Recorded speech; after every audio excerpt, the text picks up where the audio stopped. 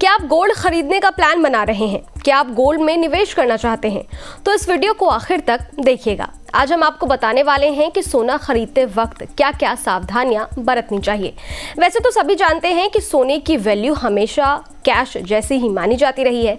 वजह भी है, सोना हमेशा दुख, मुसीबत, परेशानी में काम आने वाली धातु है।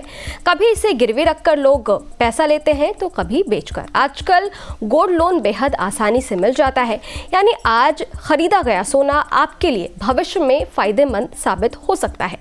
लेकिन जब आप अपनी मेहनत की कमाई सोने में लगाते हैं तो आपको ये भी पता होना चाहिए कि इसे खरीदते वक्त क्या सावधानियां रखें और कैसे आप सोने में अपने निवेश को सुरक्षित रख सकते हैं। इस बात को समझने के लिए आपको सोने की शुद्धता को भी समझना होगा।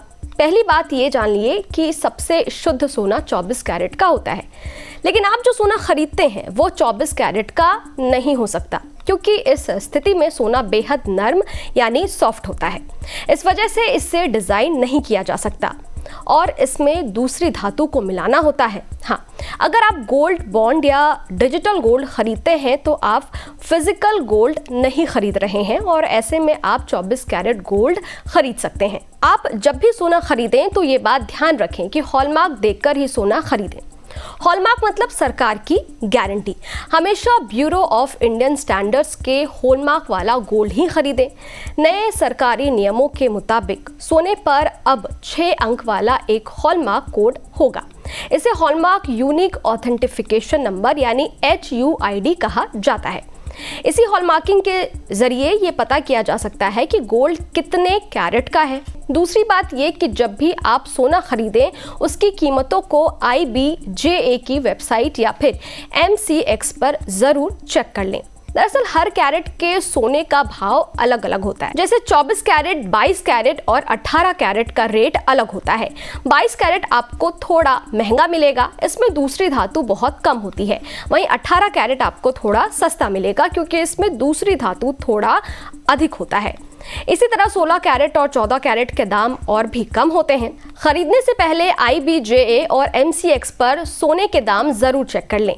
सोना खरीदते वक्त आप कभी भी कैश पेमेंट ना करें। कोशिश करें कि हमेशा ऑनलाइन पेमेंट करें, UPI का इस्तेमाल करें या फिर पैसे बैंक अकाउंट में ट्रांसफर करें। इसके अलावा डेबिट या क्रेडिट कार्ड से भी पेमेंट किया जा सकता है और पेमेंट करने के बाद पक्का बिल जरूर ले लें। एक और बात जो आपको सोना खरीदते वक्त ध्यान रखनी चाहिए वो है रीसेलिंग पॉलिसी। जहां से भी आप सोना खरीद रहे हैं वहां से सवाल जरूर पूछें कि आप जब सोने को बेचेंगे तो रीसेलिंग पॉलिसी क्या होगी। बायबैक के बारे में भी जानकारी जरूर लें। जो ब्रांडेड गोल्ड स्टोर होते हैं वो बायबैक का ऑप्शन भी उपलब्ध कराते हैं। एक महत्वपूर्ण बात होती है सोने की बनवाई, जिसे मेकिंग चार्ज भी कहते हैं। ये अलग अलग हो सकते हैं। मोटा मोटी यूँ समझें कि मेकिंग चार्ज 3% से लेकर 30% तक हो सकते हैं। एक और बात जो सोने में निवेश करने वालों को जानना चाहिए वो है इस पर GST कितनी लगती है। जवाब है 3%।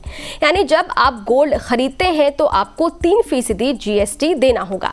साथ ही अगर आपको सोने से कोई फायदा होता है, अगर आपने सोना खरीदा और 3 साल के भीतर इसे मुनाफे पर बेच दिया तो इसे शॉर्ट टर्म कैपिटल गेन माना जाएगा।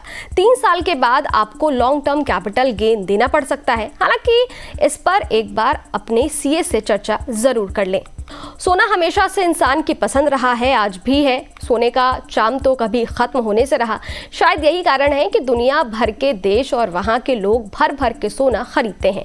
और बात भारत की करें तो यहाँ हर साल करीब 800 से 900 टन सोने का आयात किया जाता है। तो अगर आप भी सोने में निवेश करना चाहते हैं, सोना खरीदना चाहते हैं तो इन बातों को हमेशा ध्यान में रखें और ऐसी काम की खबरों के लिए बने रहें न्यूज़ नेशन के साथ। शुक्रिया।